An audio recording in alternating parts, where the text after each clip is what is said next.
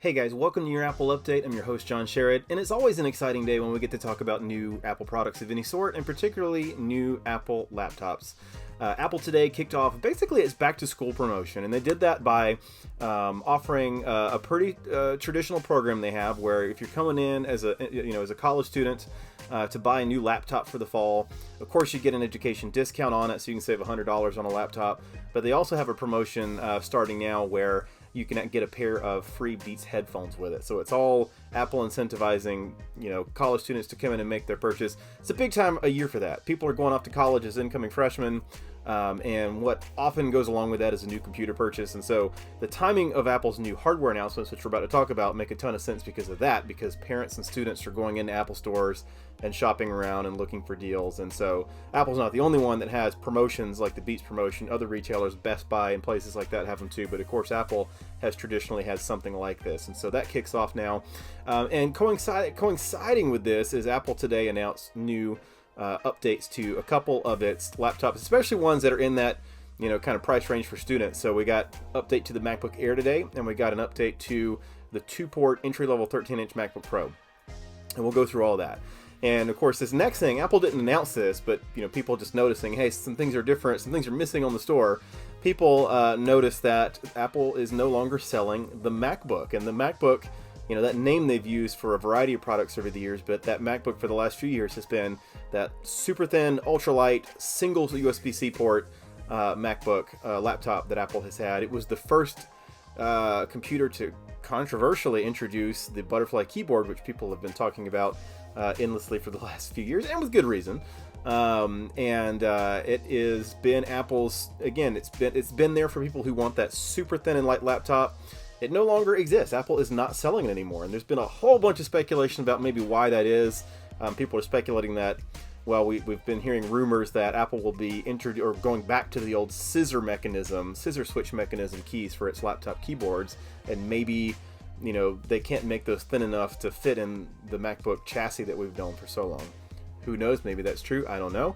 But I thought I liked the MacBook. It was not the laptop for me, but for somebody who has very basic computing needs, and particularly for someone who really prioritizes, super thin and light above all else. And if that doesn't make sense to you, there's a lot of people out there for whom those are the highest priorities, and they'll live with a computer that has lower performance because it's in that fanless design, because they are looking for super thin, super small, super light. And so it's a sad day for people who really appreciated the MacBook for that reason. I think on the whole, though, the nice thing about this is it makes Apple's laptop line a lot clearer. There's been a lot of speculation, and I personally have always wondered if maybe Apple intended for the MacBook to replace the old MacBook Air.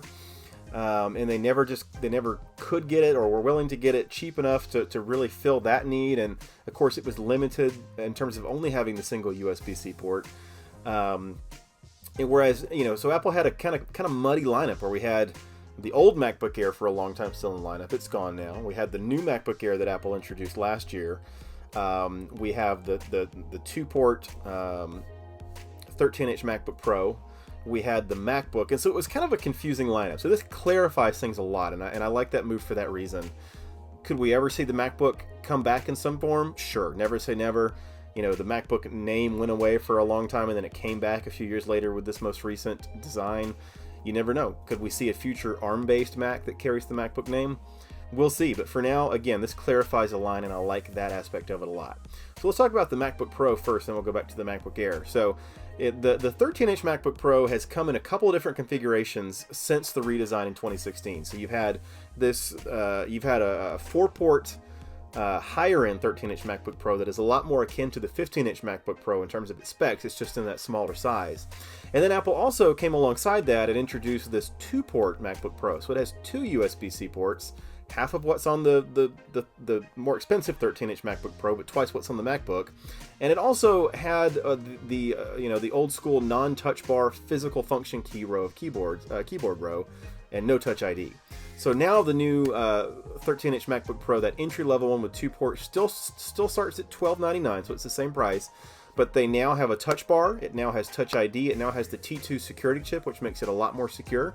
And you can really see that Apple has been pushing to get the T2 chip across their entire line, because it allows them to do some software features and some security things, including disk encryption, that sort of Touch ID, that sort of thing that they've wanted to do across the whole line. So now every computer Apple sells has every laptop, I should say, that Apple sells has the T2 chip and Touch ID, and that is pretty cool.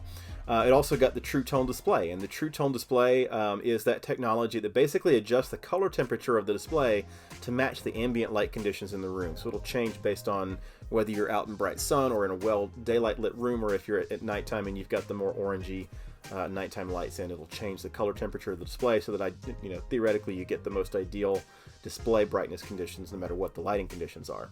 So that's the MacBook Pro. Of course, Apple still has the more expensive 13-inch MacBook Pro and, of course, the 15-inch MacBook Pro. Those did not change today. Apple also updated the MacBook Air, which first got a big update last year when it moved to a model with a Retina display with a much thinner bezel and had a keyboard that still has physical function keys but does have Touch ID in the T2 chip. So that's what that's been. Today's update is fairly minor. It got the True Tone display, which is great. The True Tone display, it looks great on every display, so I'm glad to see it come to more models. And this is nice, it got a $100 price reduction from $1199 down to $1099. And of course, I'd still love to see the MacBook Air hit that $999 price point again, because that's just a magical number. It just, it may not make much of a difference in the long run, but seeing something under $1,000 is nice. We don't have that, but it is $100 cheaper, and if you are a college student, you can get it for $999 because it's $100 off. So the timing of this, again, makes perfect sense. It's back to school season. These updates and changes are great for prospective students looking for a new computer to take off to college. The MacBook is dead, which is definitely sad if you're in the market for that type of computer, but is a lot more clarifying for the overall Apple laptop line, and that is fantastic to see. So one thing that might be a little confusing, you might be thinking, well, it's only $200 to jump up from the MacBook Air to the MacBook Pro, and you get a more powerful computer, so why would you go for the MacBook Air? Well, again, it is cheaper. $200 makes a big difference, but also, again, a lot of people prioritize thinness and lightness above power, and so that's why Apple has both of these options priced appropriately so that people who are looking to make those decisions have the right things to consider. Well, that's it for this episode of Your Apple Update. It's funny, I was going to do an episode all about rumors about the scissor keyboard, coming back and the butterfly keyboard going away. Some rumors were that it was going to come to the new MacBook Air that was being released later this year. That didn't happen. All the new models still have the same butterfly keyboard, so if there is going to be a switch back to that scissor mechanism keyboard, it's not going to happen right now, but we will, again, be following that story closely going forward. I'm your host, John Sherrod, and we'll see you next time on Your Apple Update.